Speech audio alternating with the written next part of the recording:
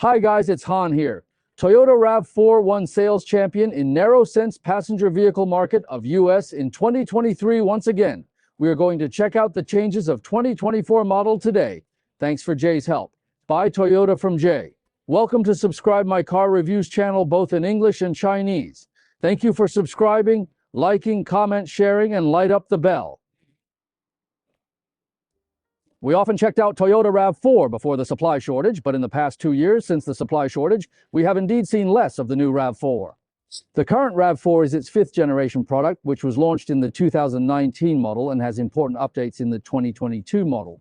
Some details of the interior and exterior have been updated. A quick calculation shows that Toyota's RAV4 is about to be replaced. I believe Toyota will not neglect its top sales model. As a benchmark model in the industry, RAV4's various parameters are basically in the middle of the industry. From the perspective of appearance and size compared with the new CR-V, they are roughly the same. If you see the detail numbers, RAV4 is slightly smaller than the CR-V in terms of wheelbase, overall length and width. The minimum ground clearance of RAV4 is larger. In terms of powertrain, the 24 model RAV4 is still the same as the previous model. There is a 2.5-liter gasoline version, a hybrid version, and a plug-in hybrid version. All parameters are the same as before. Curb weight's roughly similar as CR-V. RAV4's towing capacity is 1,500 pounds. Come with a 14.5-gallon 55-liter fuel tank. The fuel consumption of the 2024 RAV4 gasoline and hybrid versions under combined conditions, according to EPA, is shown in the figure.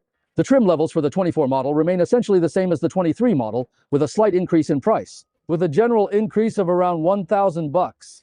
Today we're checking out the 24 model of RAV4 gasoline. Limited version with front-wheel drive, come with JBL audio. Dual-zone air conditioning, 235/55 R19 wheels. Basically, there are no options. MSRP with shipping fee is $39,862. The engine and transmission both came from the US plant. The assembly line is the Canada plant. Some of RAV4's current we see sold in the US market are still from the Japan plant, so you can check that out when you buy it. There are actually not many updates for 24 model. Some luggage rack brackets are added to the Woodland Edition. A weather package is also added to the Woodland Edition as an option, which has heated front seats and rain-sensing wipers. A trail driving mode is added to the four-wheel drive models. Some models have an army green exterior color. Model 24 has also updated the multimedia system. It comes standard with the Toyota Safety System 2.5 assistance system. Except for the Woodland Edition in terms of appearance, we see that Model 24 is no different from the previous version. There are currently 2 sets of exterior color schemes for the RAV4 family. One is still with the chrome trim lines. The other is pure black decorative lines. This limited version also retains the decoration of chrome strips, but from the front face, no much chrome strips. Although the current RAV4 was launched in 2019, we can see that some of the lines and elements on the RAV4 are still reflected in some larger Toyota cars sold in America today, such as the Grand Highlander. The narrower lamp and the grille is designed downward to lower the visual center of gravity. All are the design style currently commonly used in the Toyota family. After the annual facelift, you can see that its front face is designed to be more masculine and its lines are tougher. This limited trim has fog lights on each side. This isn't available on lower trims.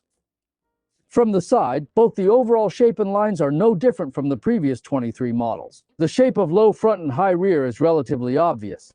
No matter which trim of RAV4 compared with some new compact SUVs currently on the market, its chassis is relatively high. Even this limited trim, it doesn't do away with the chrome stripes, but when look at it from the side at a glance, which is basically all black stripes, the proportion of bright black and black plastic materials on the side of the body is relatively large. Only the front 2 doors on the limited version come with automatic unlocking. The rear 2 doors don't come with it. The lower edge of doors wrap around the body. The opening angles of all 4 doors are not exaggerated. I'll give you my height for reference. Getting in and out of the car doesn't require any pedaling devices, but it's also clear that the chassis is a bit higher than the competing products. All 4 windows are single pane glass, no double pane, and in the RAV4 lineup, there are wheels of 17, 18, and 19. On limited trim, it's 19-inch wheels. The color and shape of the wheels are also modest. I personally like this kind of modest things. It has 12-inch diameter vented discs in the front brake and 11.1-inch diameter solid discs in the rear. The rear looks no different than before. The overall shape and lines are consistent with the previous RAV4. We haven't watched much of the RAV4 during this time, but more the Grand Highlander. Now that we've seen the RAV4, I feel more like its brother. a spoiler with a high-mounted brake light integrated on it, two small door frames on the left and right, and a wiper below. A chrome stripe runs from side to side, and the chrome stripe is very three-dimensional. There is a slightly protruding bumper platform at the back. Below the bumper position, both the materials and the shape are slightly complicated. And it has a very clear buttocks feeling, and the upward shape of the tail is quite obvious. There's two exhausts down there, one on the left and the other on the right, which are straight out. The keys of the RAV4. This one's got power tailgate. The trunk, it hasn't changed at all. The inner lining of the tailgate is just plastic, not functional in any way. There is only one light on the right side of the full trunk. Because the chassis of this car itself is relatively high, and it has a low front and high rear shape, it seems that the lower edge of its trunk is relatively high. There's nothing on the left, there's a subwoofer down there. There is a 12-volt charging socket on the right, a light, and a storage underneath. No hooks were found on the side of the trunk. There are hook points at bottom. Below is the spare tire and vehicle tools. This is the space performance after the second row is folded down, and it is no different from before. Overall, the interior of this car, the center control profile, is the same as the previous RAV4. Because this is the top trim, for one, it is better equipped. There are some configurations that only appear on the top or high trims of RAV4. The other is that after annual facelifts in the past few years, some parts on this limited RAV4 have been updated to the latest common parts in the family. All four windows have one touch up, down, and the buttons on the left side of the steering wheel aren't too many, although this one is limited trim. There's no head-up display on this version. You can see the RAV4's dashboard on the limited. It's been updated to the latest parts of the family, both for the Toyota brand and the Lexus brand, and this is the latest generic part of the dashboard, which is divided into 3 display zones, left, center, and right. Each area can display different information, and there are 3 memory functions, which we've seen on many of the newer products in the current Toyota family, and this is a common part of the trip computer, which is adjusted by the buttons on the left side of the steering wheel. The steering wheel is also a common part of the family, and the steering wheel is not very large, and even on this limited, the leather doesn't look particularly fine. The steering wheel is moderately thick. There's a shape at 3 and 9 o'clock that's comfortable to hold your hand on, and the shortcut buttons, the levers on the back, are all common parts of the family. No paddle shifters on this version. The light set has automatic on and off functions and automatic high beam functions. The front wipers do not have rain sensing function. Auto dimming rear view mirror. There is no panoramic mirror in the glasses case, which is consistent with before. The ceiling is also made of fabric. In the previous annual facelift, RAV4 also updated the central screen to the latest version of the family, regardless of software or hardware. The screen display area on the limited version is relatively large, but it is designed to go straight to the rear, does not tilt toward the driver's side. At the same time, it is relatively close to the driver, so I am personally not used to looking at the screen while driving. The screen is a touch screen. The information displayed on it is very Toyota-like. iPhone CarPlay and Android phone connections both have wireless connection capabilities. This car only has a reversing image but no panoramic image, which is relatively clear. The area is also relatively large. Wide-angle reversing view, changes in the form of indicator lines, directional. The 2 large buttons for air conditioning adjustment have become a feature of RAV4. The front air conditioning has a 2-zone function. The 2 front seats have 3 levels of seat heating and ventilation functions. Inside, there's a USB data port, a 12-volt charger socket, and the driving modes are Sport, Normal, and Eco. The center armrest box is the same as the previous RAV4, which is relatively large in volume. There is a small cover inside and 2 Type-C charger sockets inside. We are more familiar with RAV4. Now I adjust the seat to the lowest position. You can see that the space performance is no different from before. I don't feel any difference between the 24 model seats and the previous one.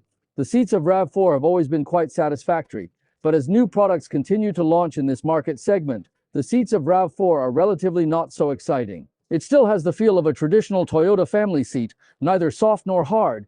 It can't be said to be very comfortable, but even can't find any faults. At this trim, the front seats are both power adjustable, but the driver's seat has more adjustments than the passenger seat. The driver's seat has lumbar adjustment, 2-way lumbar adjustment, and 2 seat memory functions. You can also see that when I adjusted the RAV4 seat to the lowest position, it still held my body relatively high, making it impossible to sink in and drive. Materials. The upper part is soft material, leather. Underneath is hard plastic. There is also a storage compartment in front of the passenger seat. Look at the door frame inside. You can see the metal parts, the material of the door panel. The top is leather. The lower part is hard plastic, and the center console has a large proportion of hard plastic. You can touch the hard plastic when your legs rest on it. The height of the center armrest box is still relatively high. The second row doesn't have a very noticeable seat raise, and the visibility in the second row isn't too far from the first. Space, as you can see, is very good, and this seat is still relatively rearward, so I don't think there's any problem with space. The seats are still very RAV4 style. There's a certain softness to it, but it's not very soft. The seat cushion is long and high enough to provide good leg support. The rear air conditioner cannot be adjusted by zone. There are 2 air conditioning outlets in the rear row placed behind the front armrest. There are 2 Type-C charging sockets below. some elevation of the central floor. As you can see, even on the limited trim, Toyota still plays the game of guess whether I have a pocket on the left or a pocket on the right. This car has a small sunroof, not a big one. But right now, for me, a sunroof isn't really a necessity for buying a car. I don't care if I have a sunroof or not, and even if I do, I don't open it much. The only difference is that with a sunroof, it would be easier for me to set up my camera. Without a sunroof, we'll probably have to find some other way to set up this camera. The material on the door panels, the top is leather, and that's okay, which is not omitted as hard plastic. Hard plastic underneath? The center armrest is high enough to have 2 cup holders on it. Seats do not adjust back and forth. There is a slight adjustment to the backrest elevation angle. Backrest elevation angle max. In summary, here's the video of 2024 model RAV4. Overall, except for the Woodland Edition, the 2024 models may not be much different from the previous 23 models. With such a large sales volume of RAV4 in a year, I believe everyone will make the right choice. It is still a compact SUV that is trustworthy, easy to operate, easy to use, and cost-effective. It is still an amazing SUV for daily life. In the past 2 years, Toyota products were simply hard to find on the market. With the end of 2023 and the arrival of 2024, we can see that except for a few products at the dealer showroom, most Toyota products are also in stock. This is good news for us consumers, and we hope that the auto market will get better and better, and that consumers will be able to buy the products they want at a lower price. Buy what you like, don't control it. Thanks for the video.